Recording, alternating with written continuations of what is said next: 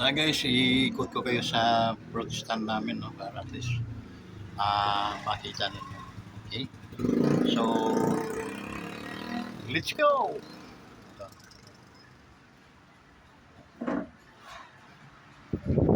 Walaan nyo guys kung anong mga prutas to.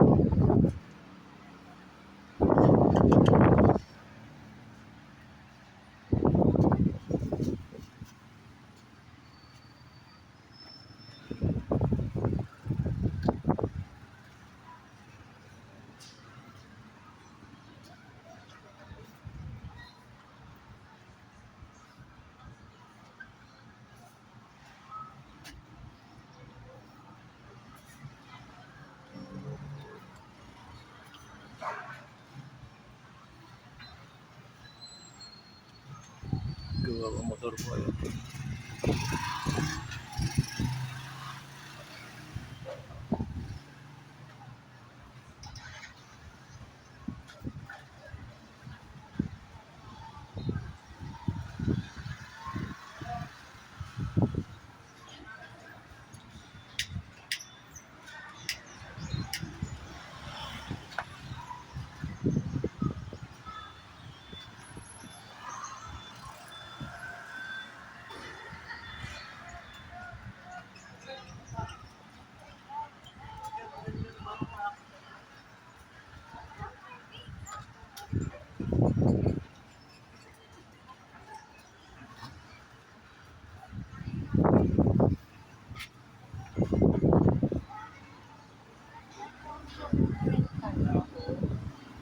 So yun guys, no? Ito yung palengke, medyo kulang tao ngayon. Okay. So, balik tayo, balik.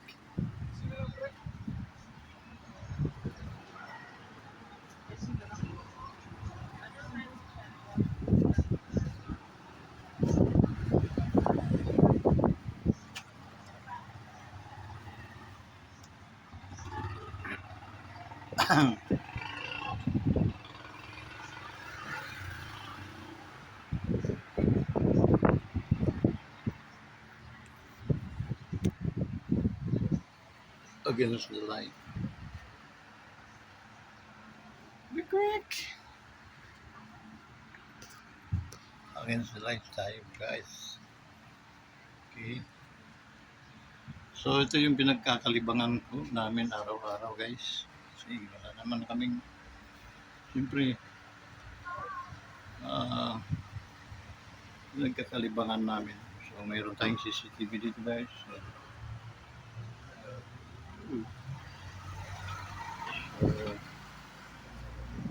okay, mayroon tayong kunting mga palamuti, and then mayroon tayong coffee, mayroon tayong honeybee.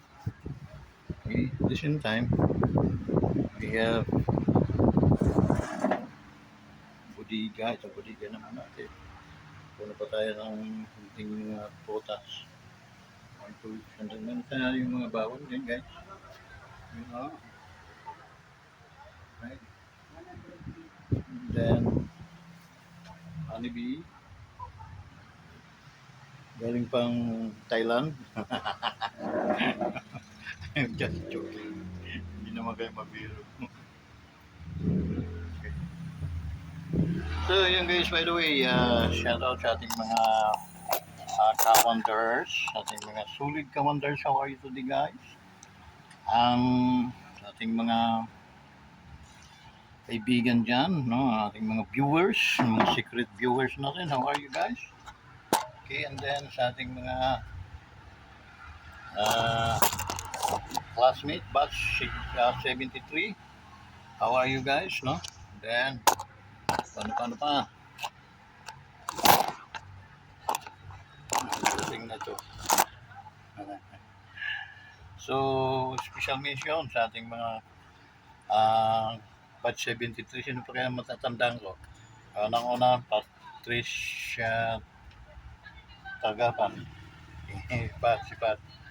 Kaya ano ko yun sa chat, no? Sa aking Facebook, no? Sa aking messengers. Si Natividad Baklian, si Nati, Ada Rawis, si Susimo Castro, ada Geta Rawis ito.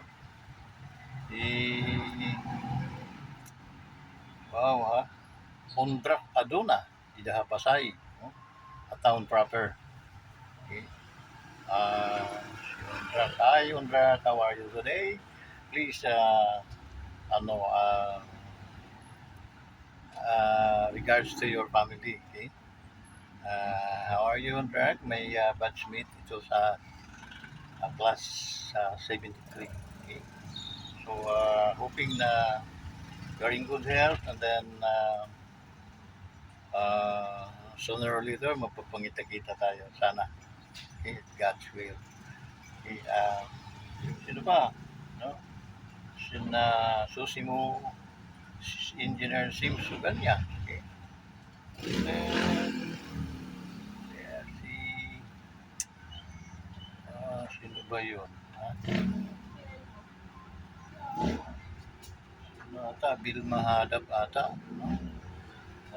Tapos na mo si ang Kabunsi apelido, Ada Rawis Giap.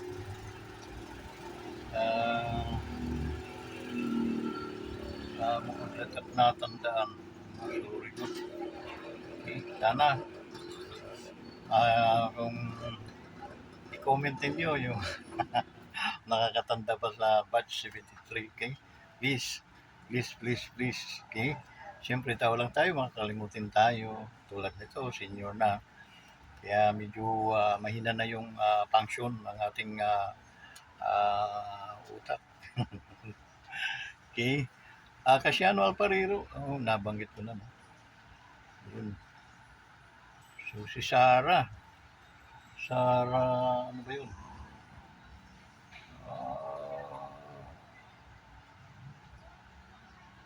Kalimutan ko na. So guys, doon sa mga classmates kong mga medyo hybrid pa ang utak nila, please, yan nyo, i-comment ninyo sa ating dito sa channel nito, sa YouTube channel, Wanderers Motovlog TV. I-scroll mo, hanapin mo yung Wanderers Motovlog TV, makikita mo si Eddie Boy, si Vincent Velarde as of today, and then, yun, mag-comment kayo doon at aking babasahin para ko kayo ma-shoutout. Okay? Thank you so much guys. So, sino pa kaya, no? Yun guys. By the way, na tayo yung mga, ano na, mga retirement, ano na sa ISIS, no? Guys, mag-follow up kayo sa ISIS, lakad kayo ng inyong mga, ano, kung kayo nakapaghulog ng ISIS, kunin ninyo, no? By Lansam, Pinso, no? So, ako kahit pa paano meron akong lansam. So, hindi ko alam. Kung magkano, siguro mga 100,000. Okay lang yun. Walang milyon na. Ayun guys. Ano natin tulad kahapon, galing kami isisis dito sa Santa Cruz. Nag-follow up kami, no? And then, ang daming recruititos, but it's okay. Ganun talaga. And then, mag-open ka pa ng bank account, no? ATM para at least, wala akong ATM sa today. Nangawala ang aking unang mga wallet ko, nangawala. And then, as of today, empty talaga, no? Pimaya lang ang aking hawak. So, yun ang nangyari. No? Aking mga diners club, mga ano ko noon, no? Credit card, na-close. So, mahirap din kasi magbibili-bili ako pag ano. Mga damit lang ng mga t-shirt, pantalon. Ganun ako, guys, since binata ako hanggang ngayon. Hindi naman nagreklamo ng aking asawa dahil nga pang-sarili, pang-gamit ko naman. Sapatos ko nga guys, mga ang mamahal ng Puma ngayon. Pero may collection ako ng Puma. And then Adidas. So nag-collection ako. So araw-araw iba-ibang shoes ang gamit ko guys. Totoo lang. Okay? Hindi ko naman pinagyayabang pero talagang tulad ng suot ko ngayon today, Adidas, murahin lang naman 'to, almost mga 4,000.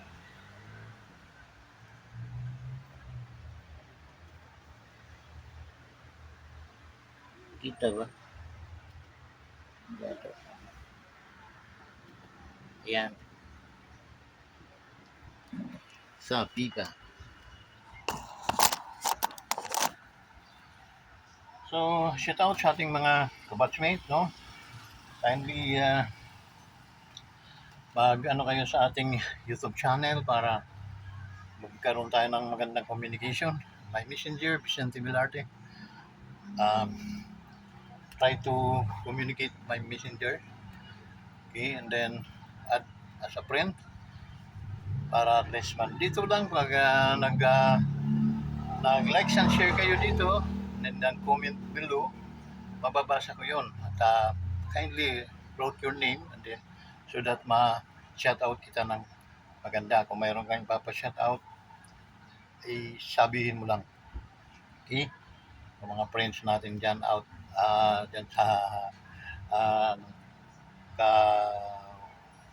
sa Marnon. O nya diha sa atong mga taga kadugo diha sa Southern Leyte maayong punto kaninyong tanan, no? Hoping na you are in good health and then um, patuloy ang Diyos na nagmimilagro, nagbibigay biyaya sa bawat uh, human creature, no? So, God is good all the time. He is not only good today, but God is good all the time. Okay? He loves us so much according to the Word of God and John 3:16 it says that for God so loved the world that He gave His only begotten Son that whosoever believe in Him should not perish but have an everlasting life. That's the reason we need to praise the Lord, praise God for He is good. No? So yun, He is our loving Father na once na you need help, God will show His mercy to us. Okay? So, nothing, wala namang hinahanap na or inano na religion. Any religion, you can have to know Jesus. Okay? Know Jesus is better than to know religion for me, no? For my own opinion. Because religion cannot save us. It says that I am the only way, the truth, and the life, that no one come to the Father except. And that's the Word of God. Okay? So, many times na minsan napipil tayo bilang tao, but God, hindi siya na hindi siya na nagkakamali ng halimbawa, God, kung ano mga promises ng God para sa atin, I wanted to fulfill that. Okay? That's why you need to incline your mind, your heart to Jesus. Why? Kasi kung kayo nabibigatan, kayo na mga nakakasa kapigatan, namimigatan, come unto me, and I will give you rest. Yung kanyang yoke is easily magaan lang. Eh? So, hindi katulad ng yoke dito sa sanlibutan ito na napakabigat pasanin, guys. Yung bigat na yon katulad ng ginawa ni Jesus sa krus ng Kalbaryo, Mount of Calvary, kasampasan niya yung heavy cross. No? And then doon ka sa init ng araw, makikita natin kung anong mercy mayroon tayo. Dahil tayo, pag naalala natin yun, sometimes, hindi natin mapatawad ang ating mga sarili. But ganun ang tao, no? Unlimited lang yung ating pwede tayong hindi magpatawad. But ang Diyos, kaya magpatawad. See? That's the reason why He gave His Son. He offered His Son to this sinner world to cleanse and to have relation, no, to the Lord, to the God the Father. It only Jesus is the bridge to our Father. So, ano ang sakripisyo ng Diyos para sa atin? Tutusin, kaya ba natin din magsakripisyo? Ikaw nga, mayroon ka nga lang kaibigan na